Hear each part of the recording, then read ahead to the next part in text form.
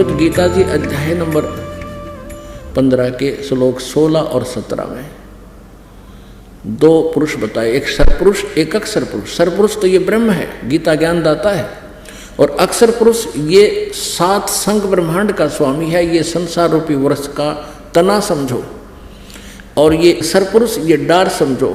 अक्षर पुरुष एक पेड़ है निरंजन, ये सरपुरुष उसकी डार, और तीनों देवा रजगुण ब्रह्मा सतगुण विष्णु तमगुण शिव जी, ये तीनों देवा शाखा है, और पात रूप संसार, हम तो पात रूप में हैं। अब यहाँ गीता जी अध्याय नंबर 15 के श्लोक 16 में लिखा है कि इस संसार में सरपुरुष और अक्षर पुरुष ये 2 प्रकार के पुरुष हैं, प्रभु हैं, और इनके लोकों में ये स्वयं भी नाशवान, और इनके अंतर्गत जितने प्राणी हैं उनके वो भी नाशवान, लेकिन जीव आत्मा किसी की नहीं मरती। उसके तुरंत बाद 70वें श्लोक में स्पष्ट किया है कि उत्तम पुरुष है तू अन्य परमात्मा इति उद्धारते, यह लोक धर्म अविश्य विवर्ती अवैश्वर है। वो उत्तम पुरुष तो कोई और है, वो परम अक्षर ब्रह्म है।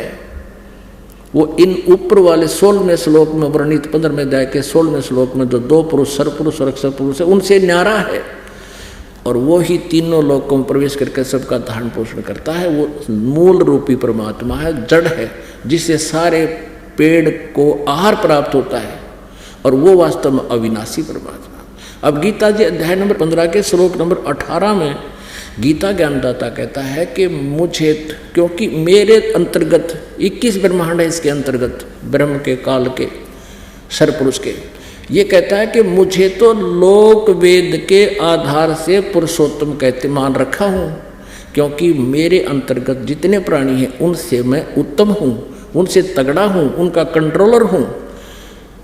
इसलिए लोक वेद मानी दंत कथा सुने सुनाए ज्ञान से, यानी इस भ्रमित ज्ञान से मुझे पुरुषोत्तम मानते हैं, इस कारण से कि मैं इन 21 ब्रह्मांड में जो इसके अंतर्गत प्राणी उनसे ये उत्तम है।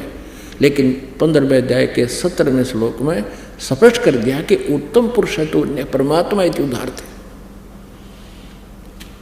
और ये अज्ञानी भ्रमित करते हैं समाज को 18वें अध्याय के 62वें श्लोक के विषय में कि श्री कृष्ण जी अपने बारे में ही कह रहे हैं। नहीं, श्री कृष्ण जी तो बोल ही नहीं रहे गीता में। अब गीता जी अध्याय नंबर 7 के श्लोक नंबर 18 में गीता ज्ञानदाता अपनी साधना को भी अनुत्तम बता रहा है, इसलिए बता रहा है कि मेरी भी जन्म मृत्यु रहेगी और साधक की भी रहेगी। ये ज्ञानी आत्मा भले ही उद्धार हैं, समर्पित हैं परमात्मा को पाने के लिए, लेकिन ये तत्वदर्शी संत ना मिलने से, तत्व ज्ञान के अभाव से गीता ज्ञानदाता कहता है ये मेरे वाली अनुत्तम गति में ही आश्रित हैं, अश्रेष्ठ घटिया, मेरे वाली घटिया साधना में ही आश्रित है।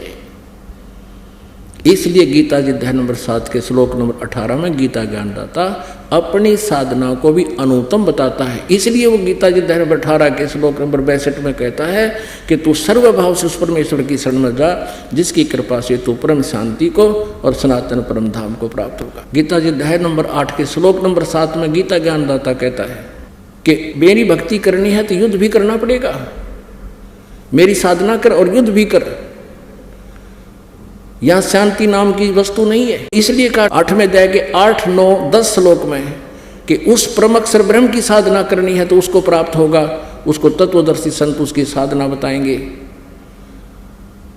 और उसके बाद फिर तेरी कभी जन्म मृत्यु नहीं होगी। इसलिए 18वें अध्याय के 62वें श्लोक में कहा कि सर्वभाव से तू उस परमेश्वर की शरण में जा, परम अक्षर ब्रह्म की शरण में जा, जिसकी कृपा से तू परम शांति को, वहाँ जाने के बाद फिर जन्म मृत्यु नहीं होगी, वहाँ कोई कष्ट नहीं। शंखों लहर मेहर की उपजे, कहर नहीं जा कोई, दास गरीब अचल अविनाशी, सुख का सागर सोई। उस सतलोक में सनातन परम धाम को प्राप्त हो जाएगा, फिर तुझे कोई कष्ट नहीं होगा। बोलो सतगुरुदेव, जय हो।